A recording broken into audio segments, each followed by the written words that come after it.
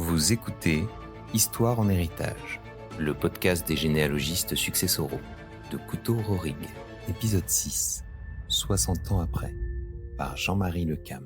Nous sommes mandatés par un notaire pour une vieille dame décédée toute seule, sans famille connue et sans amis connus. Le notaire n'a aucune information à nous communiquer.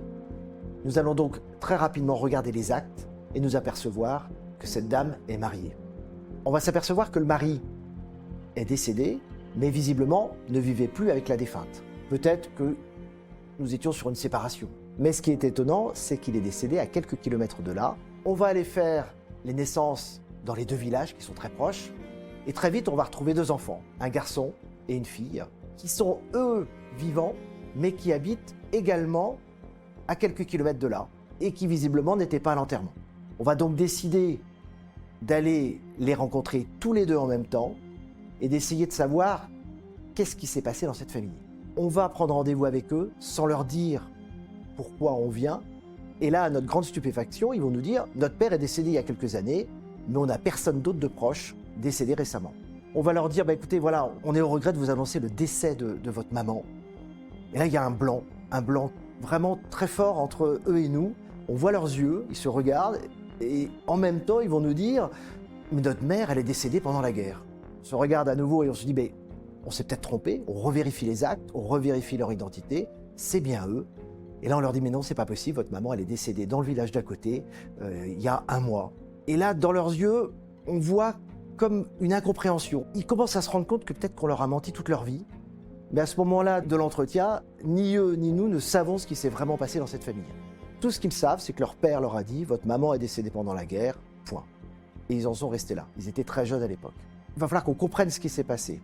Donc on leur propose très vite d'aller dans la maison de la défunte, de faire un inventaire et de voir ce qu'on peut trouver. Est-ce qu'il y a une solution? Est-ce qu'il y a une réponse à cette situation?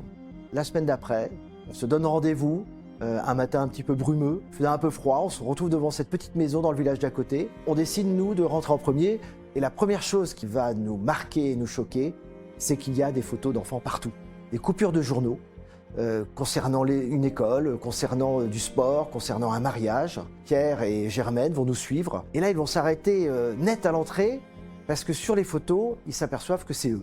Ils sont en photo. Toute leur vie, cette dame les a suivis dans la rue et ils se rendent compte que leur mère était à côté d'eux pendant toute leur jeunesse, pendant toute leur vie, qu'elle les a suivis, qu'elle a pris des photos, qu'elle a découpé les journaux. Il n'est jamais venu les voir. Ils vont s'asseoir parce que l'émotion est tellement forte de se rendre compte que finalement, cette maman, ils l'ont certainement rencontrée dans la rue, ils l'ont peut-être regardée, mais ce qu'ils lui ont parlé, on ne sait pas, mais en tout état de cause, jamais elle n'est venue les voir.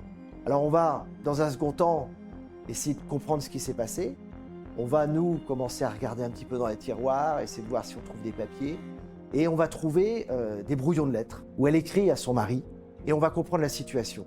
Dans les années 40, ils étaient mariés, 2 enfants en bas âge, et elle va rencontrer un Allemand avec qui elle va avoir une relation, et son mari va la prendre et va lui dire « Écoute, je ne veux plus te voir, c'est la honte pour le village, moi je veux que tu t'en ailles, pour moi tu es morte, je dirai aux enfants que tu es morte, et si tu reviens, je te dénonce, et ça se passera mal pour toi. » Elle va donc partir, mais sans que le mari le sache, elle va s'installer dans le village d'à côté, et c'est là où elle va suivre ses enfants toute sa vie. À ce moment de l'histoire, ils vont se rendre compte que malheureusement leur père leur a menti toute leur vie.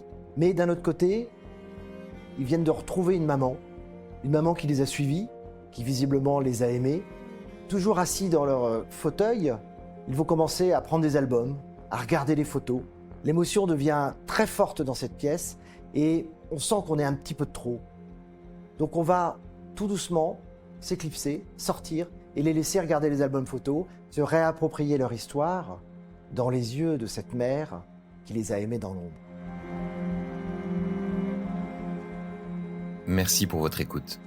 La semaine prochaine, découvrez une nouvelle histoire. Le bijou, par Claire Evrard. N'hésitez pas à vous abonner, à laisser une note ou un avis. Retrouvez la version vidéo de cet épisode sur la chaîne YouTube de Couto-Rorig.